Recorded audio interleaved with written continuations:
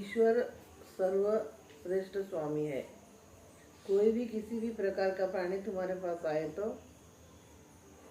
उसे दूर मत भगाओ, बल्कि सम्मान के साथ उसका स्वागत करो। भूखों को भोजन दो, प्यासे को जल तथा नंगे को वस्त्र दो, तब ईश्वर प्रसन्न होगा। यदि कोई तुमसे कोई मांगता है तो तुम्हारे सामर्थ्य को अधीन में और आदि तुम उसको प्रार्थना को स्वीकार कर सकते हो तो आवश्यक ऐसा करो कि नहीं मत कहो। यदि तुम्हारे पास देने के कुछ नहीं है तो विनीत होकर उनकी कह दो कि उस पर क्रोध मत हो।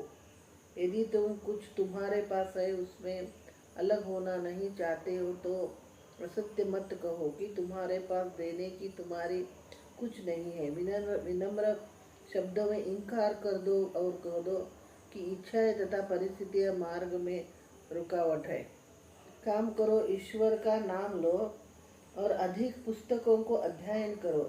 यदि तुम वैर तथा विवाद तो रोकोगे तो ईश्वर तुम्हारी रक्षा करेगा।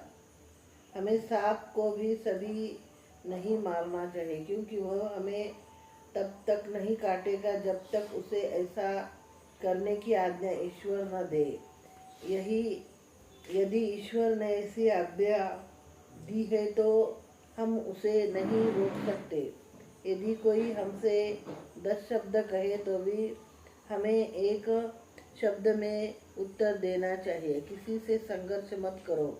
ये शत्रु कौन है यह मत कहो कि वह तुम्हारा शत्रु है, ये सब तथा समान है।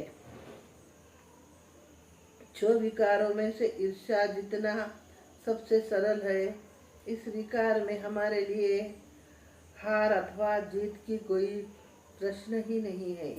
ईर्ष्या दूसरे को लाभ तथा वैभव प्रति सहिष्णु होने की अयोग्यता है।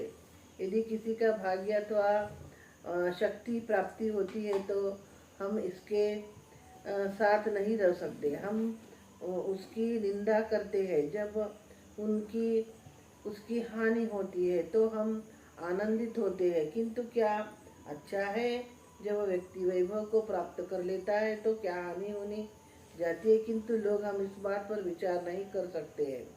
यदि उसको लाभ है तो हमें लाभ का अनुभव चाहिए। हमें भी बार बार अच्छाई का आकांक्षा करना चाहिए। यह हमारी इच्छा व दृढ़ निश्चय होगा चाहिए। वह हमारा क्या ले गया, कुछ भी नहीं। उसने वैभव और प्राप्त